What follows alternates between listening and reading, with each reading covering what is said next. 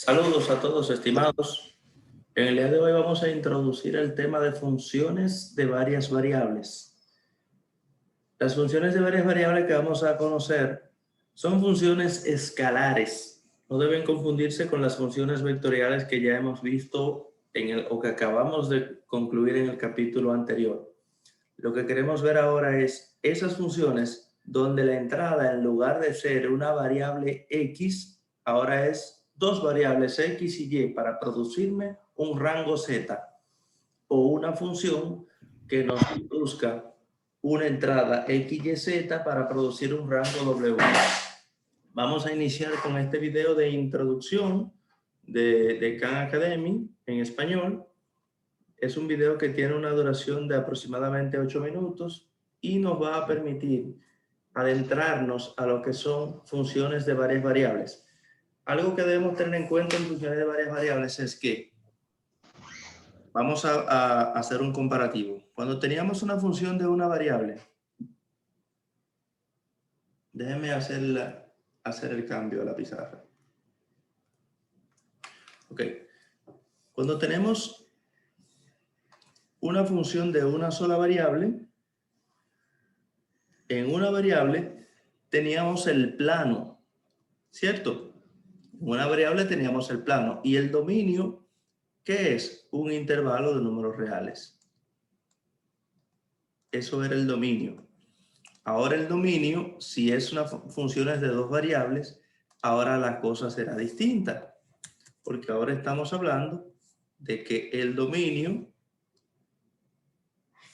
en lugar de ser un intervalo, el dominio ahora será el área. Digamos que esto es el plano X, Y, esto es Y, esto es Y, y esto es Z. El área que está aquí es el dominio, o sea, que ya los dominios no los vamos a determinar en funciones de varias variables mediante el intervalo, sino como una área en el plano X, Y, en el caso de que sea de dos variables independientes.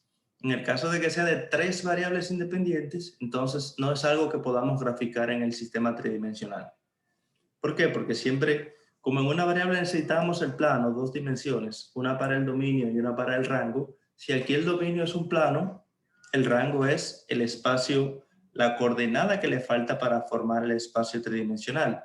Imaginemos ahora que sean tres variables independientes y el rango en la cuarta dimensión, lo cual no podemos imaginarnos una cuarta dimensión espacial. Entonces, los dejo con este video. Vamos a cambiar al video de Khan Academy, que son excelentes en cálculo multivariable. Es una plataforma gratuita para usted reforzar los conocimientos respecto a esto. Voy a ponerlo a todos en mute.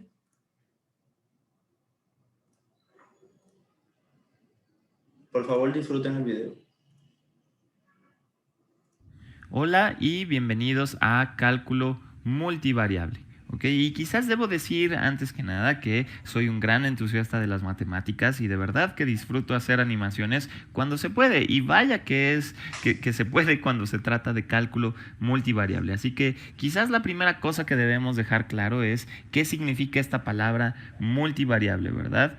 Y esto es lo que separa, digamos, al cálculo como lo conocemos de este nuevo tema que estamos por estudiar. Y podría decir que todo esto se trata de funciones multivariables. Y eso en realidad no responde nada, ¿verdad? Porque uno diría, bueno, ¿qué es una función multivariable? Y básicamente este tipo de funciones a las cuales estamos acostumbrados, digamos, a trabajar en el viejo mundo, en el mundo del cálculo ordinario, simplemente teníamos una entrada, ¿verdad? Una entrada, digamos, X, y nos arrojaba algún tipo de número como, digamos, como salida, ¿verdad? Digamos, X cuadrada. Muy bien. Entonces, podríamos llamar a esto una función de una variable, digamos, simple, ¿verdad? Básicamente porque este tipo de aquí es una sola variable. Entonces, una función multivariable es algo que maneja muchas variables. Así que, como sabes, digamos, es común escribir esto con X y Y. Vamos a usar otro color.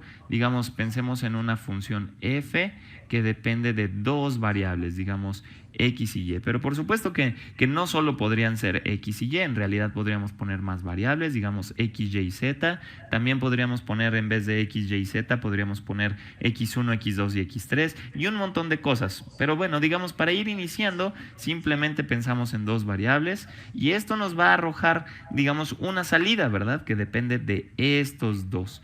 Entonces, típicamente esta salida será un número, pero podríamos imaginar que este número depende de X y de Y de la siguiente forma. Podría ser X cuadrada más Y, ¿verdad? Entonces, también podríamos pensar en esta función, ¿verdad? Que tenga una salida que fuera un vector.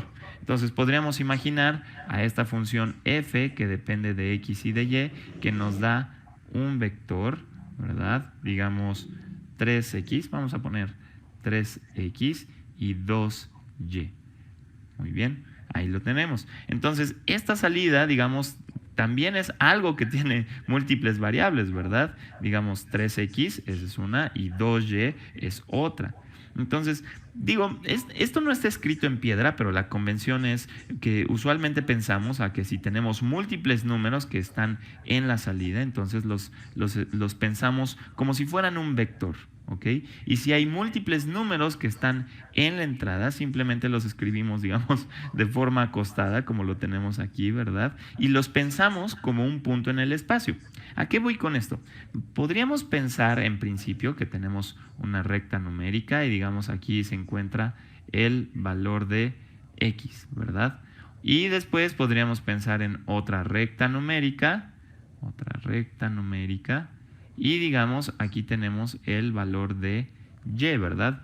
Entonces podríamos pensar de esta forma y es decir, nuestra variable x y nuestra variable y los pensamos como dos números separados, ¿verdad? Como dos entidades separadas.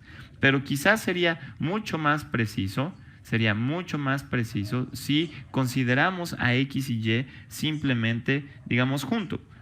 Podríamos pensarlo en el plano XY. Consideramos el plano XY y ahora el X y Y corresponde a un punto en este plano, ¿verdad? Y así pensamos esta función que toma un punto hacia un número o quizás hacia un vector.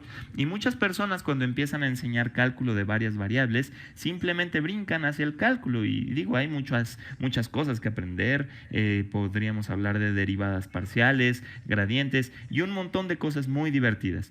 Pero lo primero que yo quiero hacer es, digamos, pasar un par de videos simplemente hablando de las distintas formas en que visualizamos los distintos tipos de funciones multivariables. Así que como un vistazo simplemente vamos a ver digamos un par de ellos rápidamente, solo para que te abra el apetito hacia todo lo que queremos llegar. Pero en los siguientes videos sí vamos a entrar en más detalle de todo esto.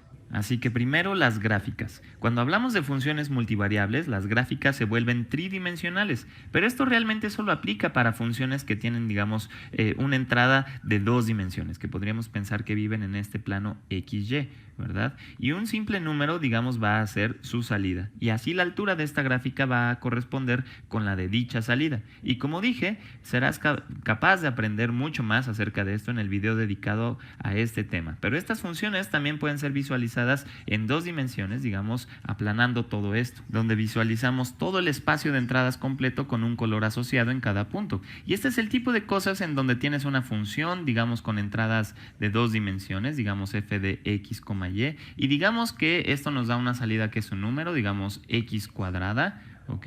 Y sabemos que a lo mejor podemos tener otras cosas más complicadas, ¿verdad? Y el color nos dice, digamos, el tamaño de la salida. Y las líneas de aquí se le llama curvas de nivel, muy bien, que nos dice, digamos, todas las entradas que comparten una salida en común, ¿verdad? Un mismo valor de salida.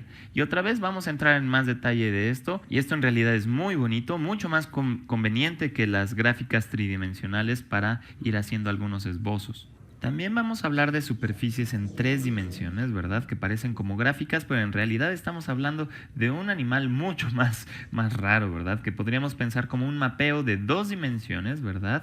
Y de alguna forma tenemos una entrada de dos dimensiones y se mueve en tres dimensiones, que es lo que estamos viendo aquí, ¿verdad? La salida es justamente como esta dona, ¿verdad?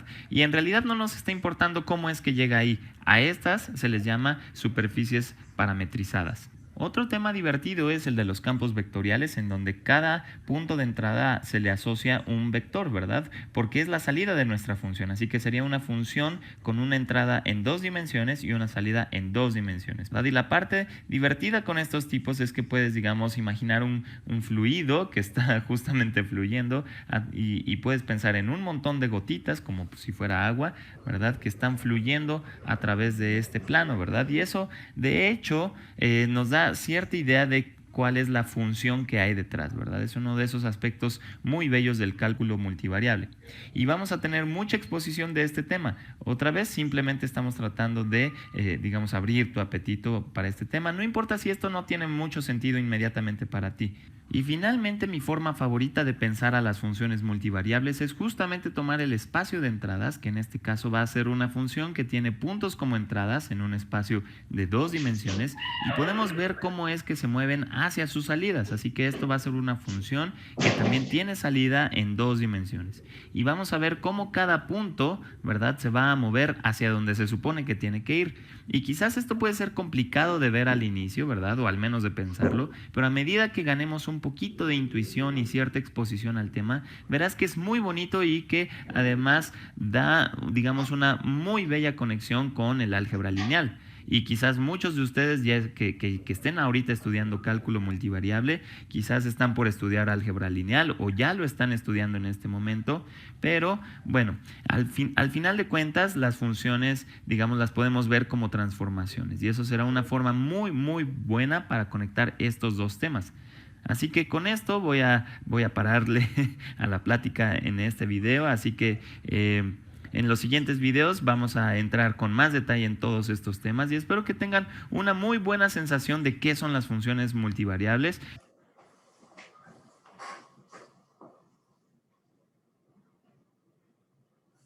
Bien, entonces cambiamos la compartición de la pantalla compartida. Entonces, lo que queríamos que ustedes vieran en este video, ellos como expertos manejando todo esto de videos educativos y gráficas, es mucho más fácil de verlo así. Bien, lo que queremos que ustedes estén conscientes es de la definición de funciones de varias variables. Entonces, así como las funciones de una variable, en funciones de varias variables tenemos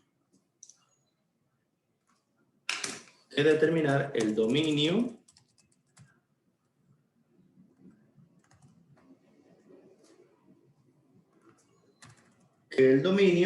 de una función de varias variables, como les comentaba, ya no se va a tratar únicamente de ese rango. Recuerden que en funciones de una variable nosotros típicamente lo que decíamos, bueno, el dominio es X elemento de R tal que X sea mayor o igual que 3. Por poner un ejemplo, eso es un dominio de una función de una variable. Y los dominios de funciones de unas variables, como saben ustedes, se grafican como un intervalo de números reales. En este caso, mayor o igual que 3. Bueno, si esto es 3, entonces tenemos sombreado, y todo lo que está a la derecha de ese punto sombreado, extendiéndose así hasta infinito. Entonces, esto es lo que se llama el dominio de la gráfica. Porque típicamente en una función de una sola variable tenemos que la variable única dependiente, que siempre será única la dependiente, depende, vale la redundancia, solamente de una variable X. Por lo tanto, conociendo que el dominio son esos valores posibles para la variable independiente, entonces es de esperarse que sea una sola gráfica. Ahora, una sola dimensión. Ahora, en funciones de dos variables vamos a tener situaciones como estas. F de X, Y, como vemos, ya no se depende únicamente de una variable X, sino que depende de de dos variables X y Y. Y el rango de esta función podemos llamarlo Z, o podemos llamarlo como quiera. Eso es una función Z, que es de F de X, Y, y vamos a definirla de la siguiente manera. Raíz cuadrada de x al cuadrado más y al cuadrado menos 4 y todo lo vamos a dividir entre x. Y lo que nos piden aquí es que determinemos el dominio de esta función. Lógicamente se trata de una función racional. Como es una función racional, tengo que cuidarme de que su denominador nunca se haga cero. Por lo tanto, ya sabemos que nuestra primera condición es que x debe ser siempre distinto de 0. Pero tenemos una segunda condición. Esa segunda condición es por la aparición de un radical cuyas cantidades subradicales son variables.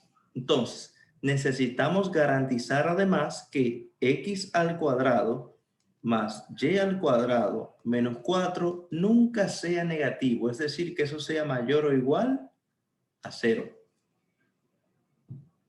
Tan sencillo como eso. Ahora, esto, aquí sí podemos tener un poco más de discusión, allí ya está totalmente aclarado. Aquí podemos decir claramente que x al cuadrado más y al cuadrado es mayor o igual que 4. Lo que quiere decir que la gráfica de esta función, de este dominio, recuerden que el dominio está compuesto por estas dos condiciones. X nunca debe ser 0 y que el cuadrado de la suma de x y y, la suma de los cuadrados de x y y debe ser siempre mayor o igual que 4. En funciones de varias variables, cuando nosotros queremos llamar que algo es mayor o igual, es decir, que incluye la frontera, me estoy a lo mejor adelantando un poco a algunos conceptos. Si incluye la frontera, hacemos una línea continua. Si no incluye la frontera, hacemos una línea discontinua. Cuando veamos ahora el concepto de entornos, ustedes lo van a comprender mejor. Entonces, como esto, si fuera igual, se tratara de la circunferencia de radio 2, ¿sí? Circunferencia, ¿cómo no?, de radio 2. Por lo tanto, vamos a, aquí es donde es difícil el dibujito, pero vamos a ver cómo nos queda.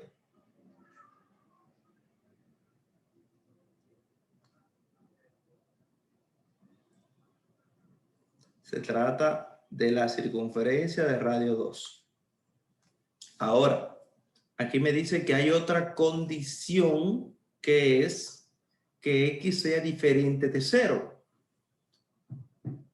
El eje x igual a 0 es todo el eje y. Implica esto entonces que si es diferente de 0, es decir, que la línea no puedo tomar ningún valor sobre la línea y, sobre el eje y. Pero eso lo estoy punteando. Profesor, ¿y por qué usted no punteó dentro? Bueno, simplemente porque dentro es que no ocurre dominio. Aquí dice que estos valores deben ser mayores o iguales que 4. La circunferencia se define con el igual a 4 y la circunferencia se refiere únicamente a los puntos que se describen equidistantes del centro. Si fuera menor que 4, entonces fuera todo lo que está contenido dentro de la circunferencia, el círculo. Pero como es mayor o igual que 4, decir mayor implica todo lo que está fuera de la circunferencia. Decir igual implica la circunferencia. Y decir mayor o igual implica la circunferencia, por eso lo hemos dejado en línea continua. Implica también que incluye su frontera y toda el área que está fuera de la circunferencia. ¿Qué quiere decir esto, señores? Que a la hora de nosotros graficar esta función de dos variables independientes, yo no puedo asignar ningún punto f de x, y que está aquí adentro. No puedo asignar, por ejemplo, 1,1. Si asignamos 1,1, vamos a tener 1 al cuadrado, 1 más 1, 2, menos 4, menos 2. Me genera un número negativo, por lo tanto se sale del dominio, se sale del conjunto de los reales. Cantidad subradical negativa, índice del radical par, me produce números complejos, números imaginarios, perdón. Tampoco puedo tomar ningún valor que esté sobre el eje Y, aunque esté fuera de la circunferencia. O sea, estos valores son prohibitivos para el dominio. Aquí no tenemos gráfica, vamos a ponerla bien gruesa. Aquí no tenemos gráfica, ni aquí tampoco. Y dibujé la línea a propósito para que se sepa que ahí no puede haber rayitas rojas de estas que dibujamos. Así es que se determina el dominio en funciones de dos variables. Ahora, ¿cómo se hacen las gráficas de funciones de dos variables? ¿Cómo se hacen las gráficas? Una forma de graficar es mediante las curvas de nivel.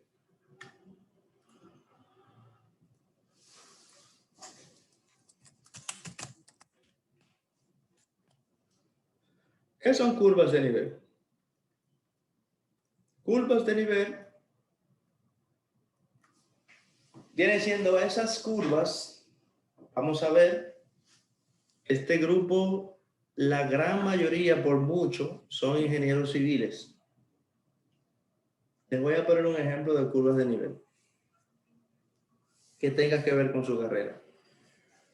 Cuando usted está dando carretera, lo mandan a comprar ese plano grandísimo y andan interpolando y duran semanas haciendo cálculo de carretera. Entonces se encuentra con que eso lo que tiene es, mira, vamos a dibujar aquí un poco. Hoy estamos por dibujar.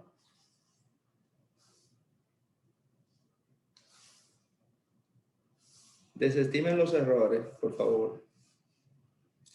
Ahí usted tiene que una elevación o un hundimiento en la superficie, un cambio en el relieve, se pone así, ¿no?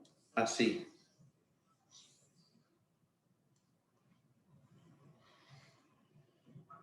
Si hay, por ejemplo, un pico y sigue elevando aquí, miren aquí.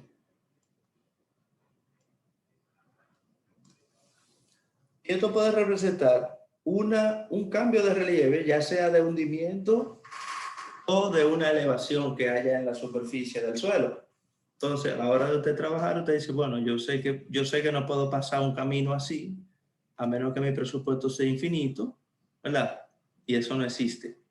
Tengo que buscarle la vuelta a esa lomita. Tengo que irme por aquí, vengo así, vamos a, ok, bien, no sé, yo no soy civil.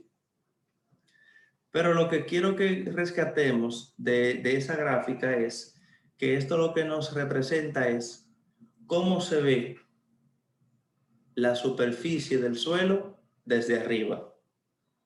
Cuando nosotros tenemos curvas en coordenada, en funciones de varias variables, lo que tenemos, señores, es esto. Vamos a copiar un gráfico aquí del libro. Lo que tenemos, equipo, es esto. Y pasamos a explicar. ¿Qué tenemos ahí? Tenemos una función de dos variables que si nosotros lo que hacemos es que miramos, si nosotros miramos, tendremos que tener esto bien claro, señores, por favor, concentración. Si nosotros miramos esto desde arriba, desde el eje Z, supongamos que estamos en un avión, X y Y son paralelas, son las paralelas y las meridianas, digamos, del plano de la Tierra. Y si usted mira desde aquí arriba, usted no va a ver ese elipsoide. No va a ver el elipsoide. Usted lo que va a ver son elipses. ¿Qué usted va a ver desde allá arriba? Elipses.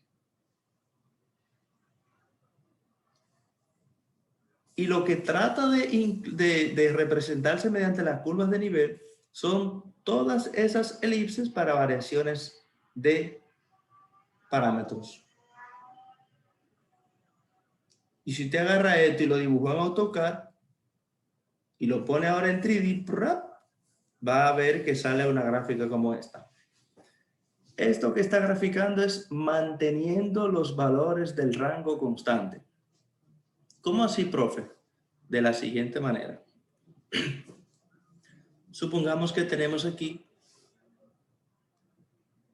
Estas clases son muy bonitas, señores, por favor. Ojalá les guste esto.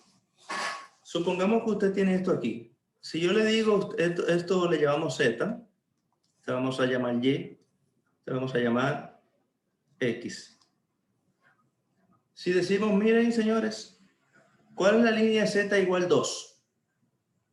Ustedes van a decir, lógicamente, bueno, profesor, la línea Z igual 2, si esto es 1 y esto es 2, la línea Z igual 2 se trata de esta línea que está aquí. Esa es Z igual 2. ¿Y cuál es Z igual 3? Bueno, Z igual 3, profe, es esta línea que está aquí.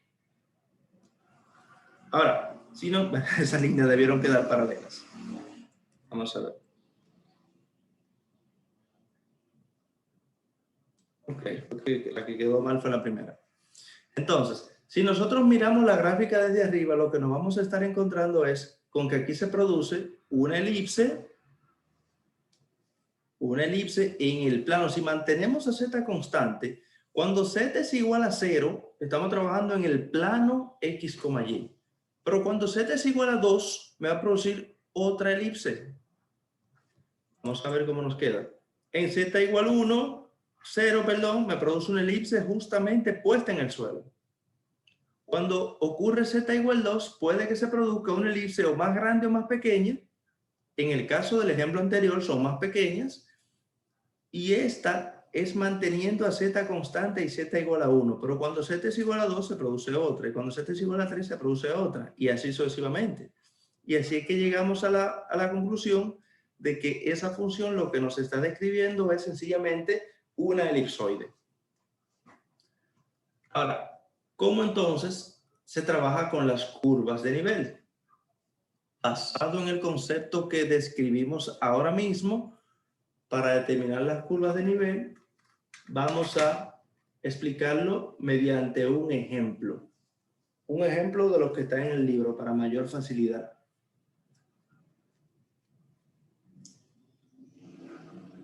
Aquí dice,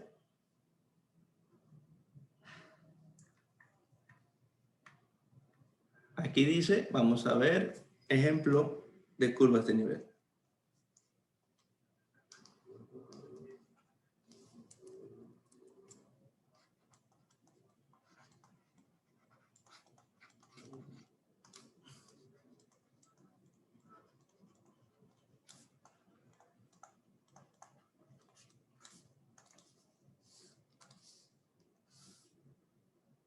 Ejemplos de curvas de nivel. Supongamos que tenemos la función f, ¿no? Aquí. Tenemos la función f de x, y. Es una función de dos variables, x y y. F de x, y igual a la raíz cuadrada de 64 menos x cuadrado menos y cuadrado.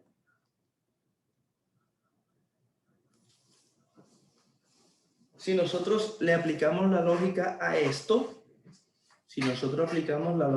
esto, nos vamos a dar cuenta de que esto se trata, bueno, de eso. Si resolvemos lo que está en la cantidad subradical, nos estamos encontrando con que esto es una circunferencia de radio 8. Eso se puede escribir la cantidad subradical, x al cuadrado más y cuadrado, igual a 64. Radio 8, centro en el origen. Correcto. Entonces, construir las curvas de nivel implica asignar una constante. Recuerden que aquí decíamos que colocábamos la gráfica para valores constantes de z. Cuando z es 0, estoy trabajando sobre el plano x, y. Y es justamente lo que pasa aquí. Vamos a ver. Aquí tenemos la gráfica z igual a raíz cuadrada de 64 menos x al cuadrado menos y cuadrado. Z cuadrado es igual a 64 menos x cuadrado menos y cuadrado. ¿Qué pasa si z es igual a 0? ¿Qué pasa si z es igual a 0? Si z es igual a 0, vamos a tener esta gráfica que está aquí. Vamos a tener cx cuadrado más y cuadrado igual a 64. Y eso es una circunferencia de radio 4. Ahora, ¿qué pasa? Lo que pasa es que generalmente no se dice z igual 0, sino que z se hace igual a una constante que usted pone a variar, donde z es 0, 1, 2, 3 y así sucesivamente. Esto es simplemente para no perder la lógica de que la variable z es la dependiente, no puedo venir a asignarle valores, sino que digo que z es igual a una constante que voy a hacer variar. Es lo mismo, pero distinto, entre comillas. Entonces, si z es igual a 0, nos va a producir la gráfica siguiente.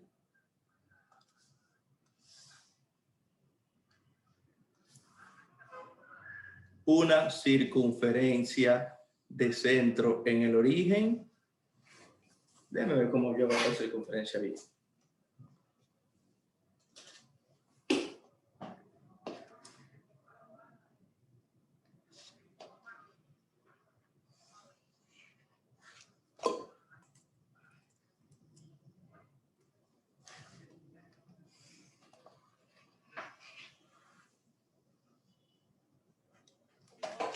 Se quedó más o menos, ¿verdad? Lo que no quedó bien fue la recta.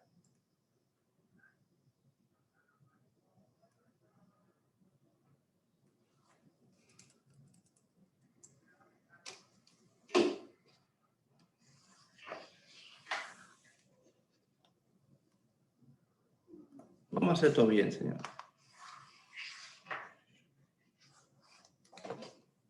Ok. Ahora es más fácil adaptar la línea. Un false. Ok. Supongamos que eso es una circunferencia de radio 8 y de centro en el origen, que es lo que se produce simplemente cuando c es igual a 0. O sea, que esta línea es c igual a 0. ¿Por qué? Porque se nos produjo la circunferencia x cuadrado más y cuadrado más igual a 54, a 64. Bien. Ahora, ¿qué ocurre cuando c es igual a 1? Cuando c es igual a 1, nosotros vamos a tener entonces la expresión 1 al cuadrado es igual a 64 menos x cuadrado menos y cuadrado. Bueno, 1 al cuadrado es simplemente 1. Por lo tanto, vamos a tener ahora la circunferencia x cuadrado más y cuadrado igual no a 64, sino a 63. Ya aquí vamos a tener una circunferencia un poquitito más pequeña, porque el radio ya no es la raíz de 64, que es 8. El radio ahora será la raíz de 63, que es un poco menos de 8. Circunferencia del centro del origen y ahí está. Ahora, si c es igual, por decir un número, a 6. Si c es igual a 6, ¿qué va a pasar? Vamos a tener 6 al cuadrado es igual a 64 menos x al cuadrado menos y cuadrado. 6 al cuadrado, 36. Por lo tanto, la circunferencia ahora será esta. 64 menos 36. Ahí tenemos 28, ¿no? ¿Cuál es el radio ahora? El radio es raíz de 28, que es un poquito más de 5. O sea, eso viene quedando, digamos, aquí. Es decir, que la gráfica, y voy ahora a copiarlo, la gráfica para que la vean bien hecha. La gráfica de las curvas de nivel viene quedando así. Esto está en el libro oficial de texto, en el libro del Alson. Y la superficie viene quedando de la siguiente manera.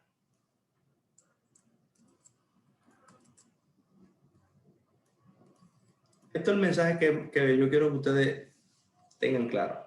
Las curvas de nivel representan como los mapas topográficos, como esos planos, ¿verdad? Que ustedes los ingenieros civiles utilizan para hacer sus cálculos de carreteras y ese tipo de cosas. Es lo que usted viene viendo en el plano.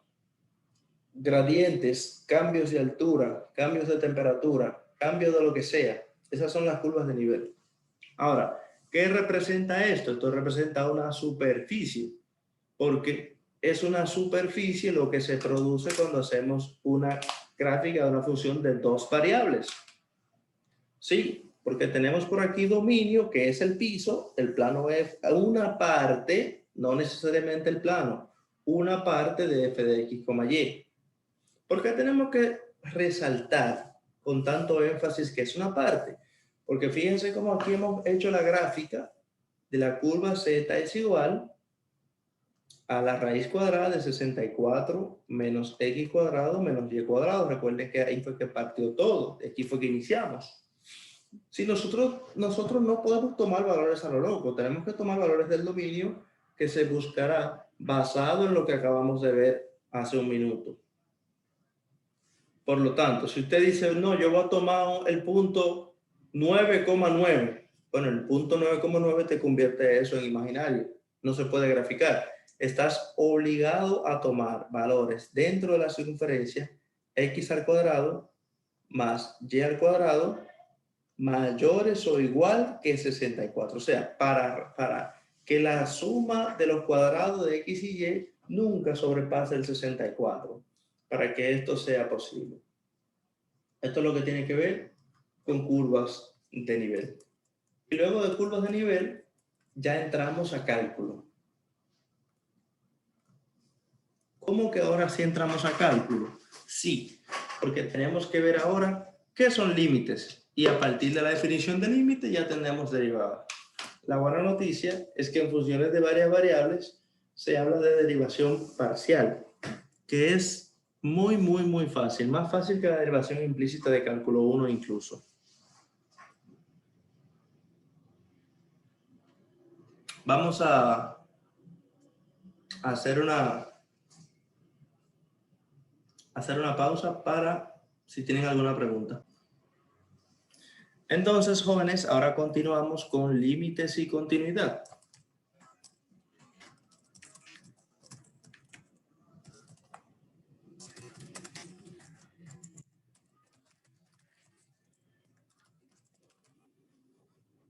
Límites y continuidad de funciones de varias variables.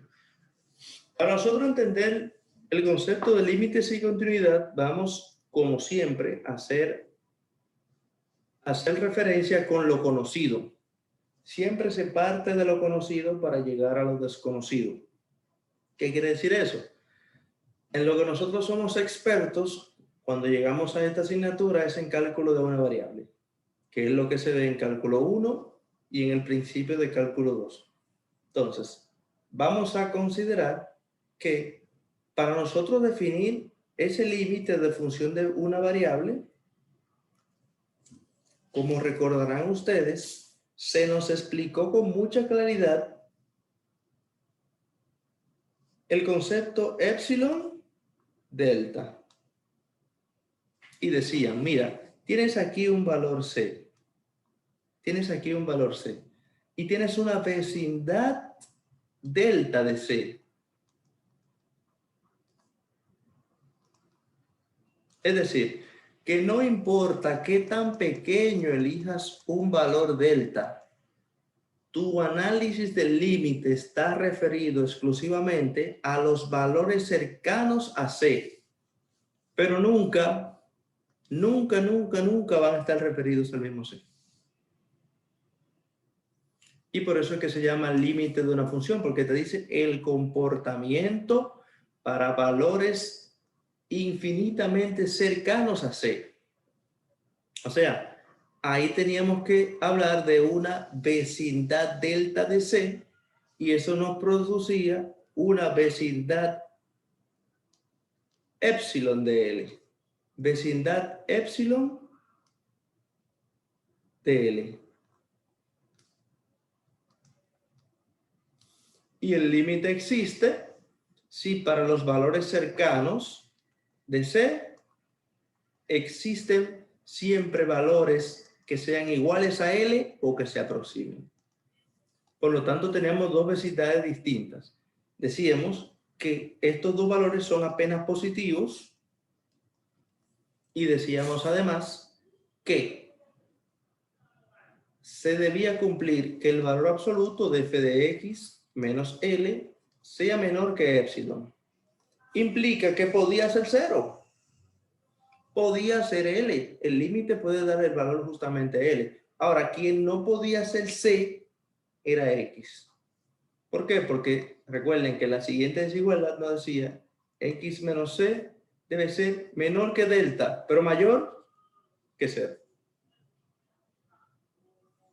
Y esta es la maravilla del límite, que el límite nos permite evaluar valores tan cercanos que pueden ser confundidos con el mismo valor C. Sin embargo, no en C, porque los límites nos ayudan a resolver el problema de esas funciones que no pueden ser evaluadas en C. Y es un concepto que a veces uno termina el cálculo 1 y no lo acaba de entender. Y es, perdonen que me meta un poco en cálculo 1, pero es esto.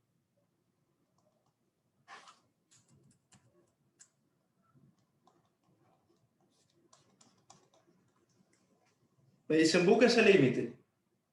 Cuando x tiende a 2. Bueno, lógicamente lo único que puedo hacer es buscar el límite, porque esa función no está definida en 2. Porque antes de eso me enseñaron que el dominio de una función racional no puede contener los valores que hagan 0 su denominador. ¿Ya? ¿Puedo evaluar esa función en 2? No. Ahora yo puedo ver qué pasa para los valores muy cercanos a 2. Muy cercanos a 2. Ahí vuelve el concepto de vecindad. Ahora, las vecindades en el espacio, en el plano, son distintas a las vecindades a lo largo de un eje. Cuando estamos hablando del plano, la referencia que se toma es un disco. ¿Cómo un disco, profe? Sí, es un disco. ¿Por qué? Porque olvídense de que ahora el plano es la gráfica completa. Ahora el plano solamente es el dominio. Y si tengo un punto aquí, el punto x0, y0, y este punto, vamos a decir que es este.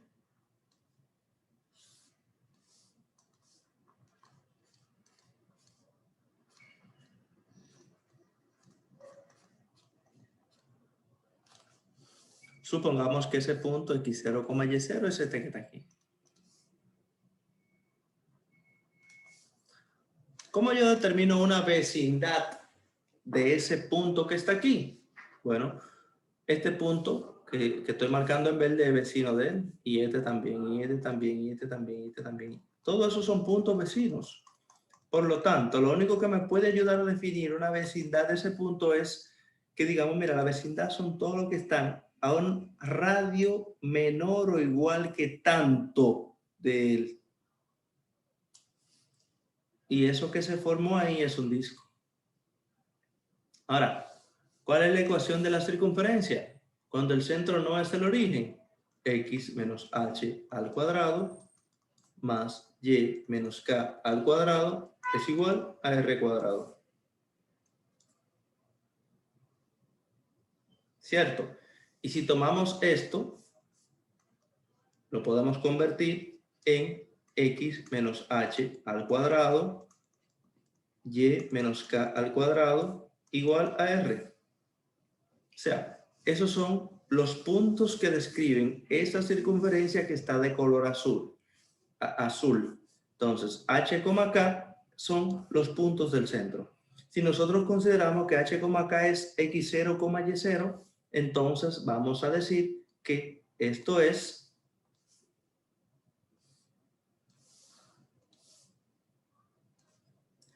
x menos x0 al cuadrado más y menos y0 al cuadrado igual. Y si en lugar de r queremos decir que ese radio que está ahí es un número pequeñísimo, tan pequeño como usted se lo pueda imaginar y lo llamamos delta, entonces esto es lo que llamamos una vecindad delta del punto x0, y0. Bueno, para que sea una vecindad no puedo decir igual, perdón. Si es igual se refiere exclusivamente a los puntos azules. Y yo quiero incluir cualquier punto dentro con un radio menor que delta.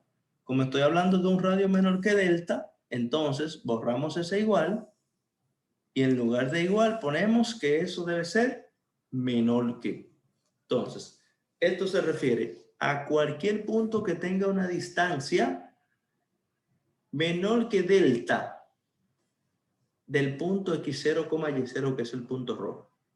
Ahora, como les comenté ahorita, si estamos incluyendo la frontera, tenemos que poner menor o igual. Si estamos excluyendo la frontera, tenemos que hacer que esas líneas sean discontinuas.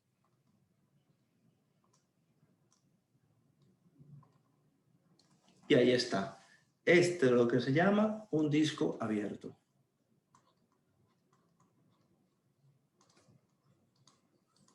Si no estamos relacionados bien claros con lo que es un disco abierto, entonces vamos a tener muchos problemas para la definición de límites de funciones de 2 variables o de 3 variables. Y la definición de límite es lo que sigue.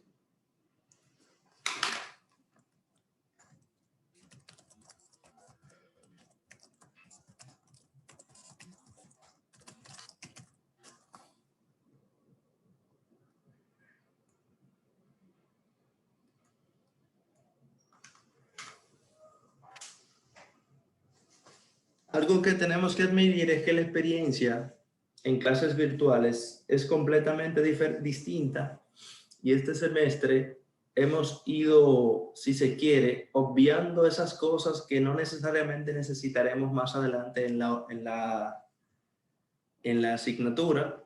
Si vemos que lo necesitamos y que lo podemos dar en el momento que se vaya a necesitar, lo estamos dejando.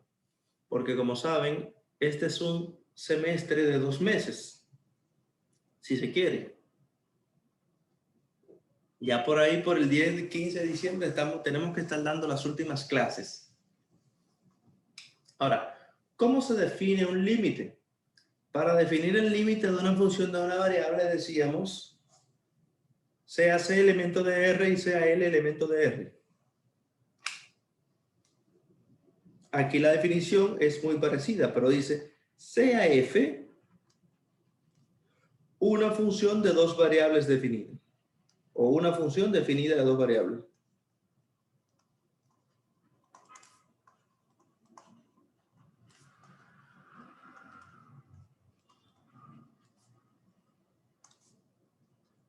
Definida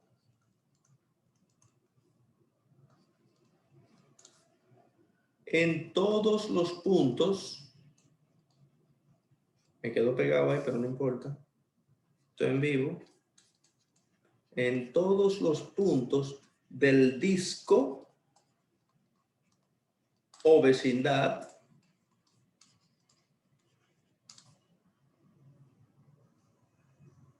delta de x0, y0. Excepto quizás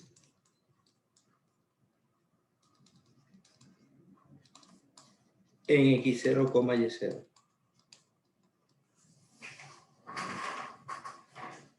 Sea L un número real.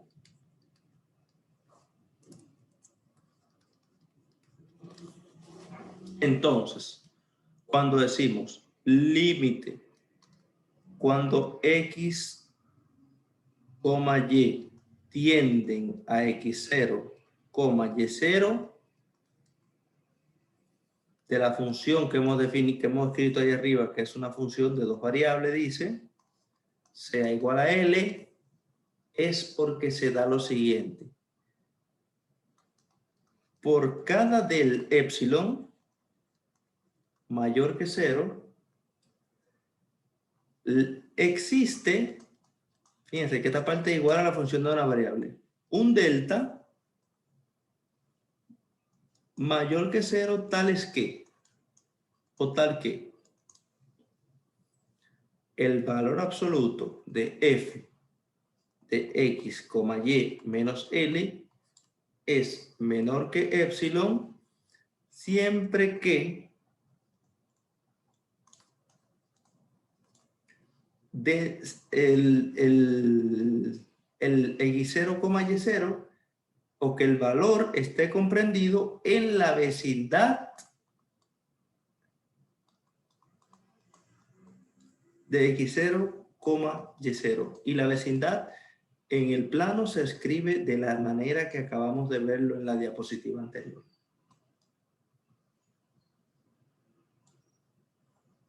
Fíjense que la única diferencia, lo único que hace distinto el límite en funciones de dos variables es esto.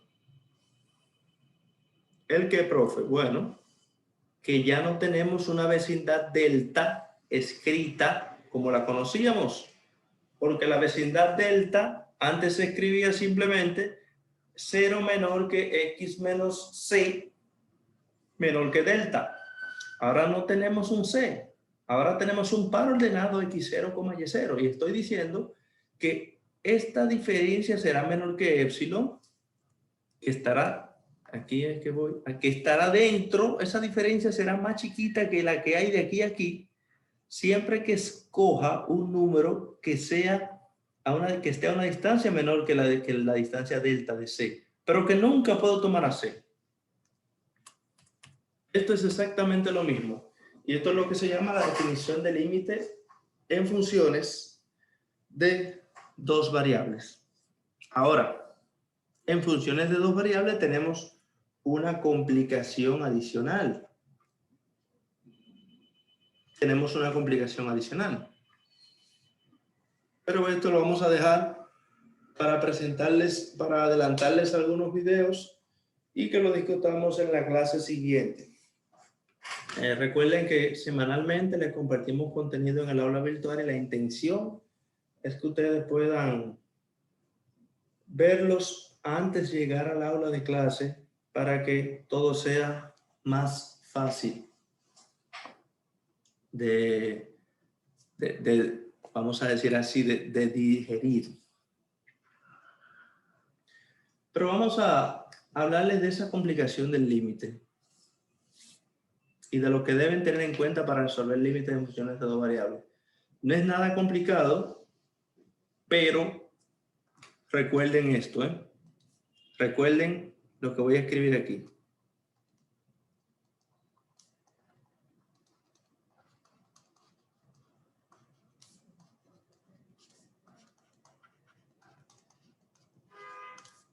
¿Les suena? En funciones de una variable era muy simple, El dominio era una recta. Por aquí tenemos un C. Bueno, vamos a tender a C por la izquierda, por la derecha, esto es por la derecha y esto es por la izquierda. Entonces, el límite por la izquierda era igual al límite por la derecha. Y si esto ocurría,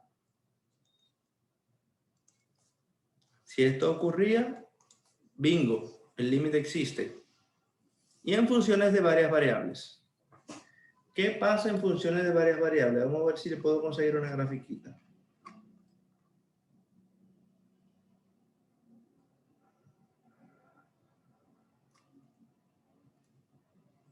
En funciones de varias variables, la situación es la siguiente.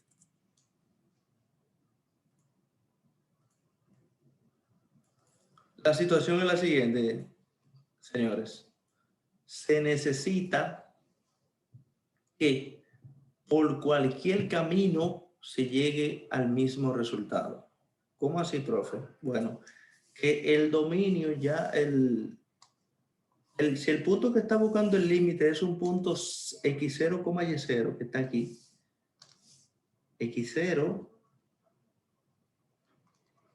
y0, y ese x0, y0 está aquí, tú no tienes dos caminos para llegar a x0, y0, como lo tendrías para x0. Solamente te podías mover a lo largo de x, bueno, por la izquierda y por la derecha. Pero aquí tú le puedes llegar a un punto en el plano, le puedes llegar así, pero le puedes llegar así, pero le puedes llegar así, mira. Le puede llegar con una parábola. puede llegar con una recta. De hecho, con infinitas rectas, tú le puedes llegar. O sea, las trayectorias posibles para llegar a ese punto son infinitas. Implica que para nosotros determinar que un límite en funciones de varias variables existe, tiene que cumplirse que para cada recta que se nos ocurra o se nos pueda ocurrir, el resultado del límite sea único. Por lo tanto, en funciones de varias variables uno nunca dice ese límite existe porque sí. Uno dice ese límite puede existir porque lo probé por 3 caminos y me da lo mismo. Pero a lo mejor alguien dice, no, pero mira, la función e a la x seno de x también pasa por ese punto que estamos evaluando el límite. Y esa función me da esta gráfica. Vamos a evaluarla con esta función a ver si es cierto que pasa por ahí. Porque es muy bueno evaluar con las rectas, que es lo que nosotros recomendamos. Siempre nosotros recomendamos poner constante a una variable, x0, por ejemplo, decir x0 y decir que y es un valor constante. Y es una recta que pasa por ahí. Te evalúo en esa recta y también evalúo en esta. Y luego podemos evaluar en una recta que pase por el origen. Una recta de la forma y igual a mx. Y listo. Siempre va a ser una función de esa forma que pase por un punto cualquiera. Y si lo comprueba con 3 caminos, entonces podemos decir que puede ser que exista. En esta asignatura yo les pido que por favor elijan siempre al menos 2 o 3 caminos. No tienen que elegir 4 ni 5. Que pruebe el límite de 2 formas y ya con eso para mí es suficiente para que determinemos si existe. Para finalizar, vamos a ver este límite, por ejemplo, que no existe. El que corresponde a la gráfica que yo les copié ahora mismo es esta que dice aquí. Mira, límite cuando x, y tiende a 0,0. X0, y0, aquí es 0,0, es el origen. Y la función es esta.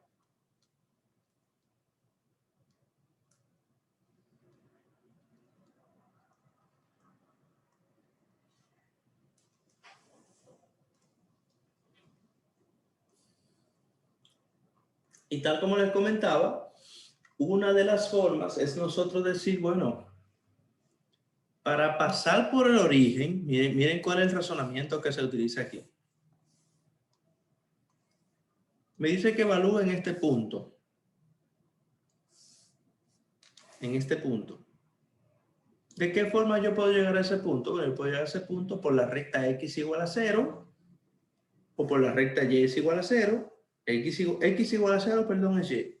Y es igual a 0 es x. Pero puedo elegir cualquier otro. Puedo elegir la recta x igual a y. Que es esta. ¿Y esa recta pasa por el punto? Sí, pasa por el punto. Pero también pasa y igual a 0, que es esta. Pasa por el punto. Y x igual a 0 también pasa por el punto. Pues elijamos 2 caminos de estos. Y los límites deben ser iguales si el límite existe. Si el límite da distinto, entonces no existe. Y ahí decimos, mira, si tomamos por el camino y igual a 0, este límite se nos convierte en el siguiente límite. Límite cuando x, 0 tiende a 0,0. ¿De qué? De x al cuadrado menos 0, porque ya yo dije que y vale 0, es constante, dividido entre x al cuadrado menos 0 también. Vamos a ponerle su más 0, perdón. Entonces decimos que x al cuadrado entre x al cuadrado, no importa que esté al cuadrado, esto me da igual a 1, ¿no? Bueno, el límite por ahí da 1. Ahora, ¿qué pasa cuando nos vamos por la recta x igual a 0? Bueno, cuando nos vamos por la recta x igual a 0, la situación es la siguiente. 0, y tiende a 0,0. Fíjense cómo se nos convierte, señor, en un límite de una sola variable cuando podemos tomar una de estas rectas. Pero no siempre puede tomar una de estas rectas. Eso es cuando es 0,0. Si el punto fuera, por ejemplo, 3,2, yéndote por la línea no puedes llegarle nunca. Tienes que buscar líneas que pasen por allá. O una curva, una parábola, lo que sea. Entonces aquí tienes, cuando y es igual a 0, entonces tienes aquí 0 menos y cuadrado, dividido. ¿Entre quién? Entre 0 menos, más, perdón, y cuadrado. Y como elevan al cuadrado aquí, pero mira, profe, pero sigue dando 1. Ok, ahora vámonos ahora por esta línea, a ver qué pasa. Límite cuando x, x, porque cambié todas las y, la cambié por x, tiende a 0,0 de la misma manera. Aquí tenemos x al cuadrado menos x al cuadrado dividido entre x al cuadrado más x al cuadrado. Todo al cuadrado. Y ahora, ¿qué tenemos? 0 arriba, 2x abajo, y cuando evaluamos en 0,0, este límite me da 0. Me fui por 3 caminos distintos, 2 coincidieron, y podíamos estar pensando, mira, el límite va a existir. Sin embargo, el límite no existe. El límite no existe porque ya encontramos un camino que yéndonos por ahí, la función no converge a lo mismo que teníamos anteriormente. Ya por cuestiones de tiempo, señora, yo debo parar.